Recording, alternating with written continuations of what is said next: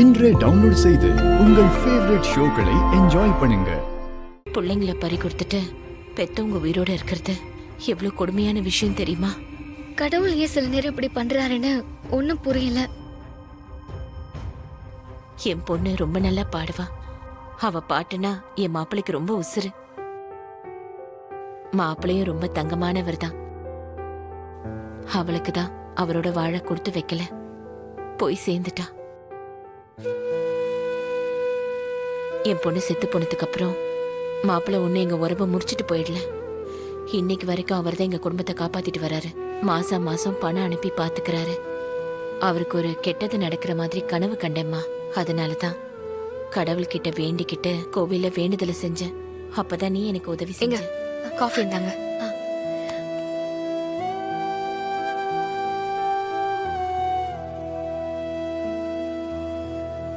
நீங்க ஊருக்கு புதுசா?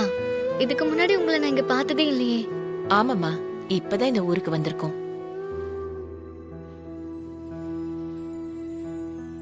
உங்க பொண்ணு ரொம்ப அழகா இருக்காங்க. உங்க மாப்பிள்ளை ரொம்ப நல்லவர்னு புகழ்ந்து சொன்னீங்க. அவரு போட்டோ இருந்தா காட்டுங்களேன், பார்க்கலாம். அவங்க 2 பேரும் சேர்ந்து இருக்கிற போட்டோ இருக்கு. இருமா மைத்திலி, மாப்பிள்ளையும் தீபாவும் சேர்ந்து இருக்க போட்டோ இருக்குல்ல, அதை எடுத்துட்டு வா. சரிங்க அத்தை.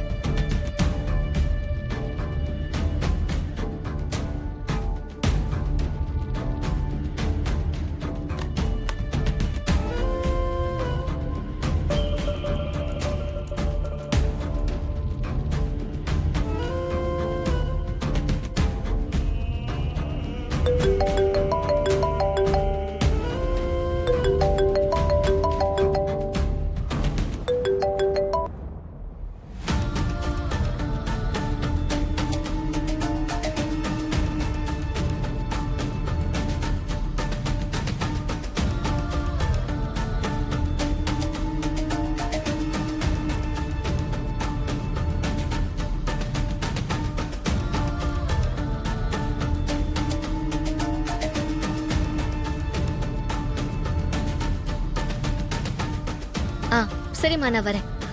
இவருதாங்க. அம்மா தான் ஃபோன் பேசினாங்க. ஏதோ அவசரம்னு வர சொல்றாங்க. நான் கிளம்புறேன், வரேன்.